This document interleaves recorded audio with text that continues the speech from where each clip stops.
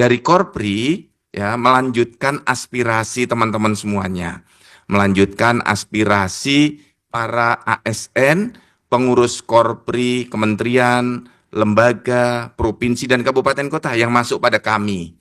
Ada yang mengusulkan agar karena angka dan tingkat harapan hidup para ASN itu semakin meningkat, ASN kita semakin sehat, semakin sejahtera, kemudian dilihat kinerjanya juga semakin baik, banyak yang mengusulkan agar pensiun ASN diperpanjang. Untuk staf menjadi 59 tahun, untuk pejabat manajerial atau yang dulu kita sebut pejabat struktural itu dinaikkan. Untuk eselon 4 ya pengawas 60 tahun, kemudian administrator 60 tahun, pejabat pimpinan tinggi pratama 62 tahun, eselon 1 yang pratama tadi eselon 2 62 tahun, eselon 1 jabatan pimpinan tinggi madya 63 tahun, dan pimpinan tinggi utama 65 tahun. Nah, ini dalam rangka menjaga agar kinerjanya terus bisa meningkat, lebih tenang bekerja. Tentu harus dibarengi dengan kesehatan. Kalau sudah tidak sehat, ya tidak bisa duduk dalam jabatan itu. Bagaimana untuk rekan-rekan yang berada di jabatan fungsional? Jabatan fungsional akan kita mintakan kepada Bapak Presiden, kepada DPR RI, kepada Ibu Menpan, juga diperpanjang. Untuk jabatan fungsional pertama, itu pensiun di 60 tahun, kita akan akan melakukan usulan seperti itu. Kemudian untuk jabatan fungsional muda 62 tahun, madya 65 tahun, dan utama sampai 70 tahun. Mohon doanya agar usulan-usulan dari Korpri nanti bisa diterima oleh DPR, oleh Bapak Presiden, karena dengan jabatan fungsional semuanya. Dan di Korpri juga mengusulkan agar baseline-nya semua ASN diberi jabatan fungsional. Sehingga tidak ada kekhawatiran, tidak jadi struktural juga tidak apa-apa. Bisa berkarya lebih optimal di jabatan fungsional bila tidak mendapatkan jabatan struktural. Dan kami juga mengusulkan dalam perubahan Undang-Undang ASN, usulan kami kirim kepada Bapak Presiden, Ibu Ketua DPR RI, Ibu Menpan RB, agar jabatan fungsional formasinya diberikan kemudahan. Jadi dari formasi pertama sampai formasi utama itu sama. Sehingga tidak ada lagi hambatan-hambatan untuk kenaikan karir pejabat fungsional karena hambatan formasi. Korpri terus memperjuangkan itu untuk meningkatkan kekuatan, meningkatkan kesejahteraan. Esensinya adalah penguatan birokrasi, penguatan ASN untuk mewujudkan asta-cita Bapak Presiden dan Bapak Wakil Presiden. Di tingkat daerah untuk mewujudkan visi misi gubernur, bupati, dan wali kota. Ini rekan-rekan semuanya, ikhtiar kita semuanya. Mohon doanya, terutama rekan-rekan yang sedang berangkat haji, insya Allah doa-doanya diijabah oleh Allah Subhanahu wa Ta'ala. Dan bagi para ASN yang belum berangkat ini, yang sedang berangkat, mohon berkenan kalau nanti menggunakan baju Korpri dalam salah satu sesi, sholat di Masjidil Haram, sholat di Masjid Nabawi. Ini kan batik Indonesia juga, batik Indonesia yang bagus. Mudah-mudahan nanti kita bisa bersama-sama dengan baju Korpri, kita berdoa bersama, sholat bersama di Masjidil Haram, di Masjid Nabawi, dan mendoakan untuk para ASN kita semuanya, dan untuk kesejahteraan masyarakat Indonesia. Kita bisa bersama-sama dengan baju Korpri, berada di Masjidil Haram, syukur-syukur bisa tawaf di sana, di tawaf padak, tawaf perpisahan, kalau dimungkinkan. Dulu saya pernah dengan baju Korpri, tawaf pada tahun 2022 itu dimungkinkan. Demikian rekan-rekan semuanya, sukses selalu, mohon maaf lahir batin, semoga Allah merahmati kita semuanya, menyelamatkan kita dunia dan akhirat. Saya senang banget hari ini karena langsung didirikan Korpri di LKPP yang pertama kali saya lantik sejak 8 tahun yang lalu, saya jadi kepala ketua umum Korpri. Sekali lagi tepuk tangan untuk LKPP. Bapak dan Ibu, mohon doa. Ini kami sedang memperjuangkan, menyampaikan kepada Bapak Presiden, Ketua DPR RI, Ibu Menpan, usulan dan aspirasi dari anggota Korpri dan pengurus Korpri, mengajukan usulan kenaikan usia pensiun. Jadi untuk eselon 1 jabatan pimpinan tinggi utama kita mintakan sampai 65 tahun, eselon 1 ya 63 tahun, eselon 2 62 tahun, eselon 3 dan 4 60 tahun. Kemudian untuk jabatan fungsional utama 70 tahun. Sehingga tenanglah bekerjanya teman-teman ya. Ini salah satu tujuannya adalah untuk mendorong keahlian teman-teman mulai mengejar kefungsionalannya. Dan kami juga mengajukan usulan agar semua ASN baseline-nya pejabat fungsional.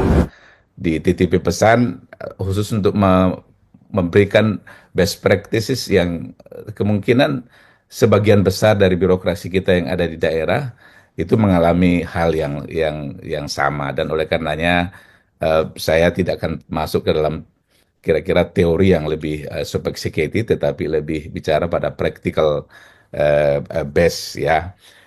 Saya ingin terus ya di slide berikutnya. Saya mulai dari apa namanya prinsip-prinsip kenapa kita mendiskusikan ini terus-terus. Nah, tindakan yang dimaksud kira-kira mudah-mudahan tidak berlebihan kalau kita sebut tindakan yang memang kita peruntukkan untuk tujuan tertentu. Jadi kalau kita membuat istilah tindakan di dalam hidup kita ini kan banyak sekali tindakan-tindakan yang kita lakukan baik secara personal maupun secara institusional. Dan tindakan-tindakan ini biasanya merespon lingkungan. Jadi kalau misalnya ada kejadian-kejadian luar biasa, maka spontan kita lakukan tindakan-tindakan itu.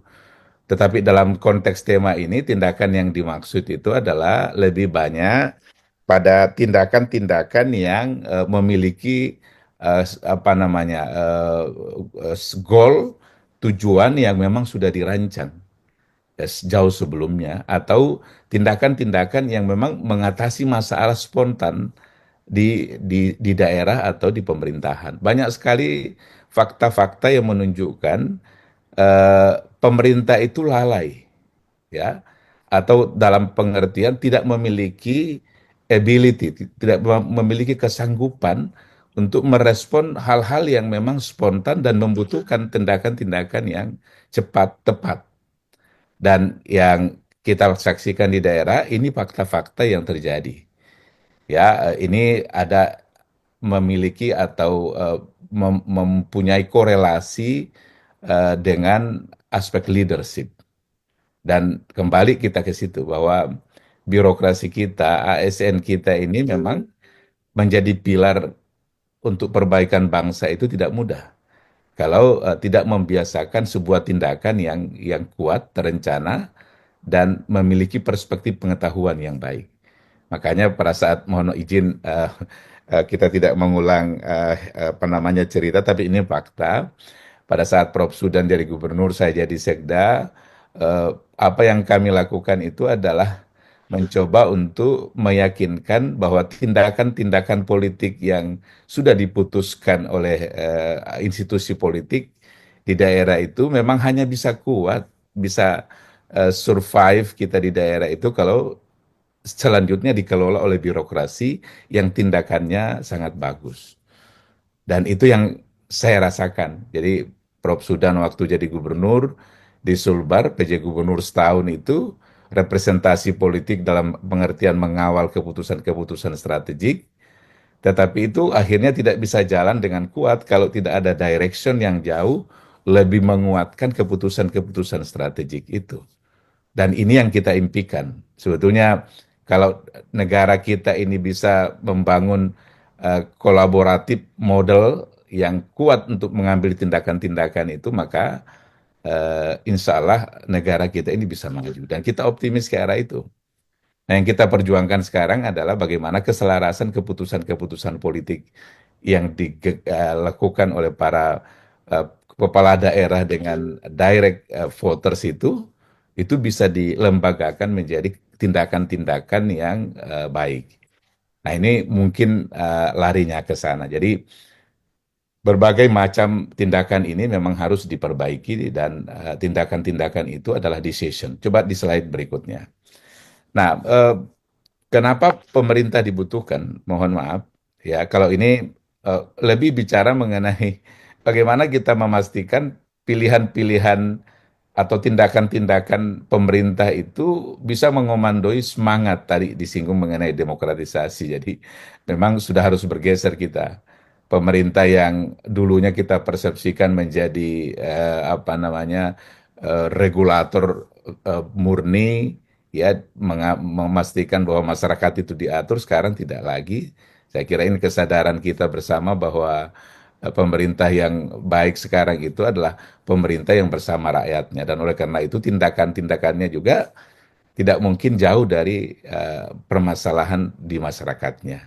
Nah, kira-kira kalau kita bicara memandang masa depan pemerintahan itu kan bergeraknya ke situ. Bagaimana kita mengadaptasi pemerintahan itu supaya jangan tertinggal.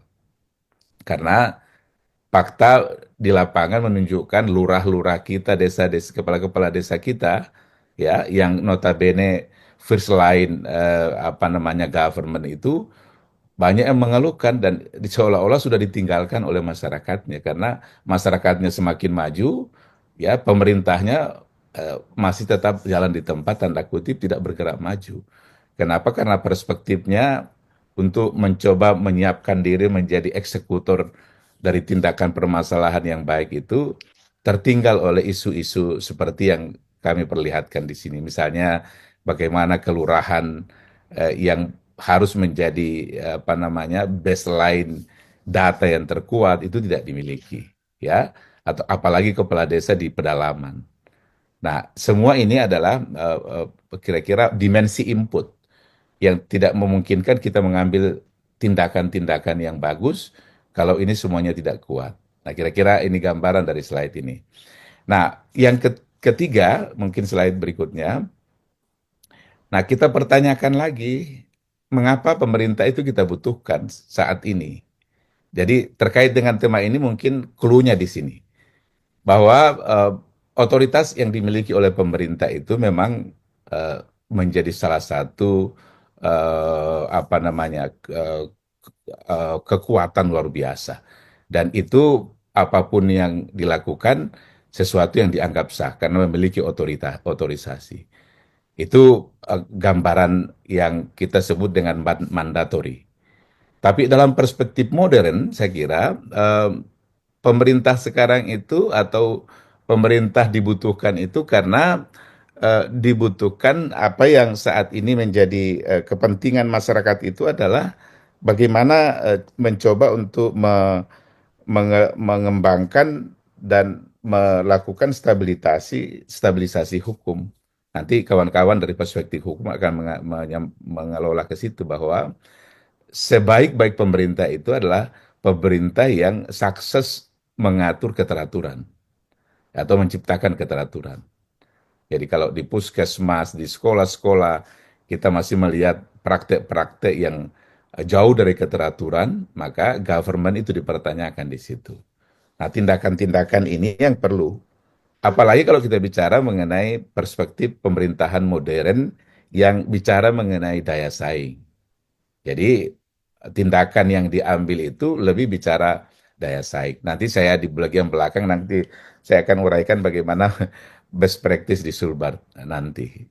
Yang ketiga, nah ini yang bicara mengenai aspek digitalisasi atau global competitiveness kita. Jadi kita bicara mengenai pemerintahan yang lebih adaptif, yang sekarang ini menjadi sorotan dunia, bahwa ya tidak ada lagi pemerintahan itu kalau tertinggal dari isu-isu masyarakatnya.